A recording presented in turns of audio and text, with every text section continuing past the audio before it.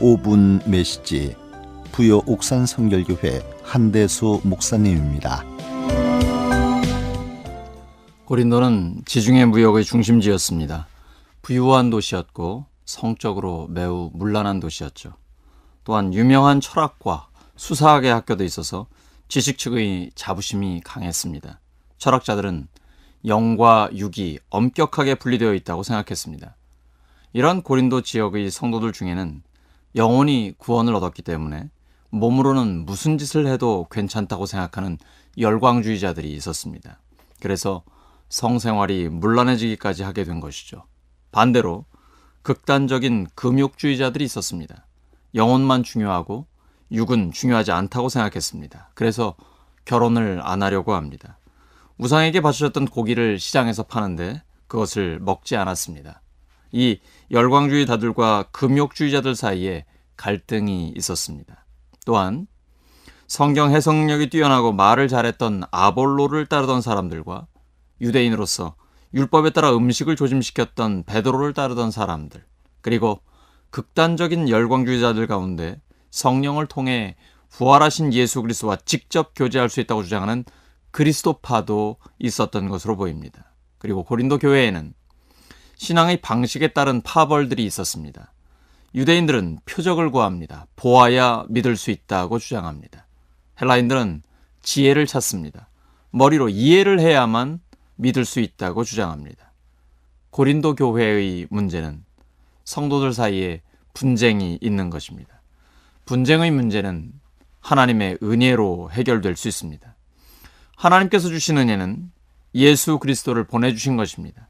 예수 그리스도께서 내려주시는 은혜는 예수님의 생명을 내어주신 것입니다.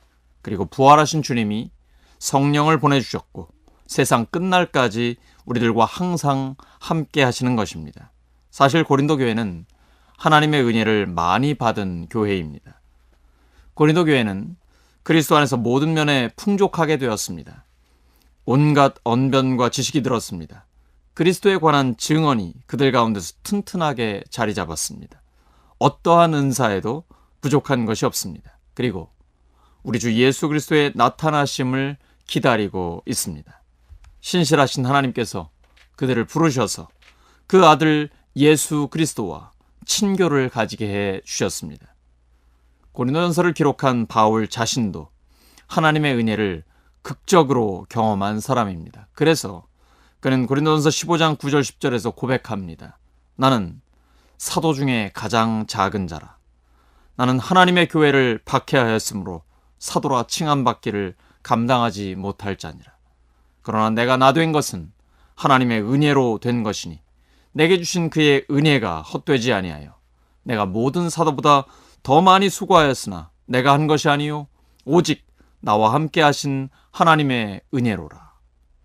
2000년 교회 역사에서 가장 탁월한 신학자 어거스틴은 30살까지 방탕한 삶을 살면서 내연녀의 아들까지 두었습니다. 그런 그가 하나님의 은혜를 경험하고 은혜를 이렇게 정의했습니다. 은혜란 하나님이 우리에게 하나님 안에서 누리는 최고의 기쁨을 주시는 것입니다. 그것은 죄를 지으며 누리는 기쁨과는 비교할 수 없습니다. 오직 하나님의 은혜로 교회는 하나가 될 수 있습니다. 그리고 오직 하나님의 은혜로 교회 밖의 사람들을 살릴 수 있습니다.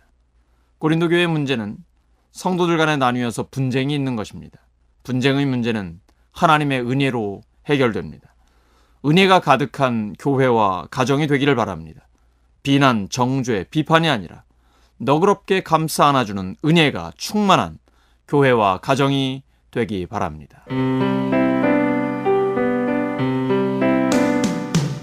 5분 메시지 부여 옥산 성결교회 한대수 목사님이었습니다.